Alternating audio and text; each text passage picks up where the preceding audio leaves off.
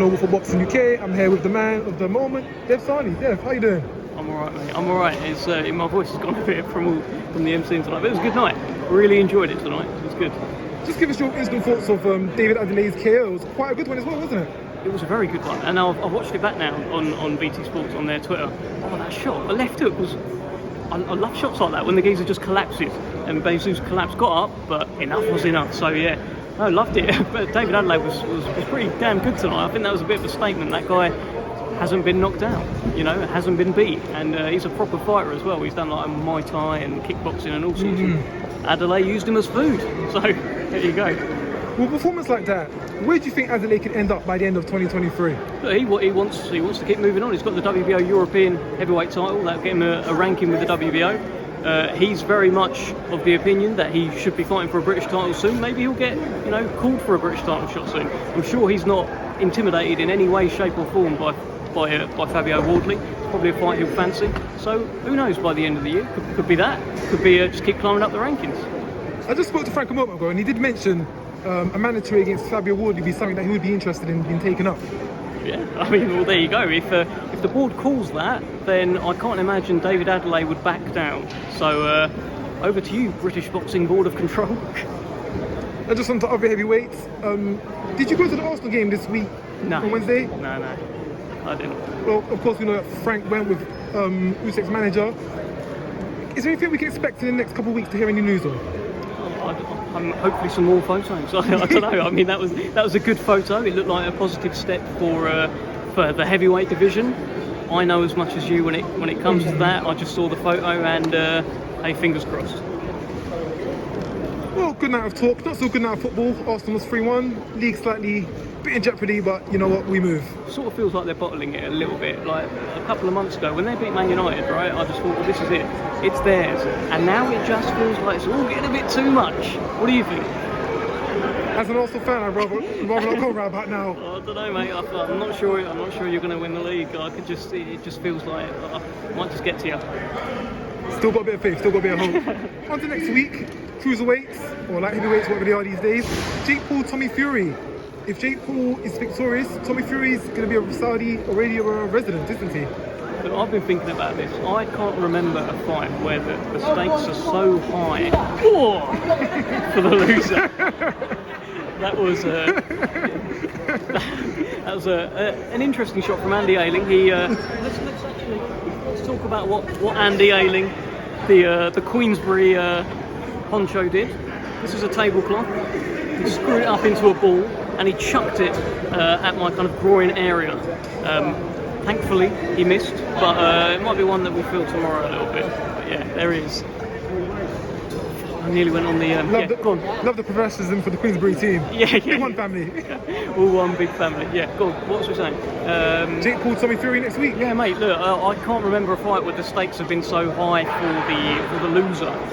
Where, look, have you ever heard of a fight where the guy's dad is saying, if you lose this fight, I'm going to change the locks of my house so you can't come in?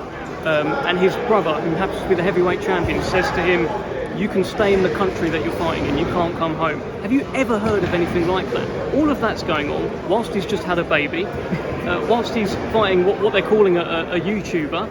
It's so much pressure. I can't imagine a world where, post this, if he loses, like he'll just, I can't imagine what his life would be like. But the stakes are so high for Tommy Fury. 23 could be a year to remember or forget for Tommy Fury. Indeed.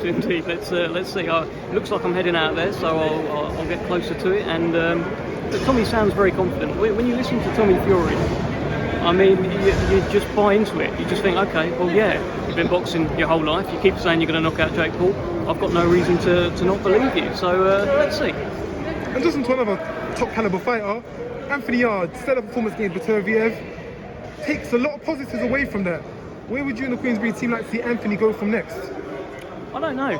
I think it's either like some sort of comeback fight, congratulations on your last performance, get back out there, show your face. Or what about Joshua Buatsi? I don't know what the deal is with him, if he's fighting Bivol or not, but that's the fight, isn't it? That's the one that we want.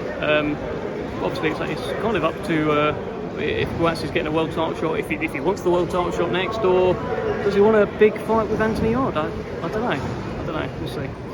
A British domestic clash that I think we'll be looking forward to. But of course, start of 2023, busy times ahead. Telford, another card, Raven Chapman featuring on that.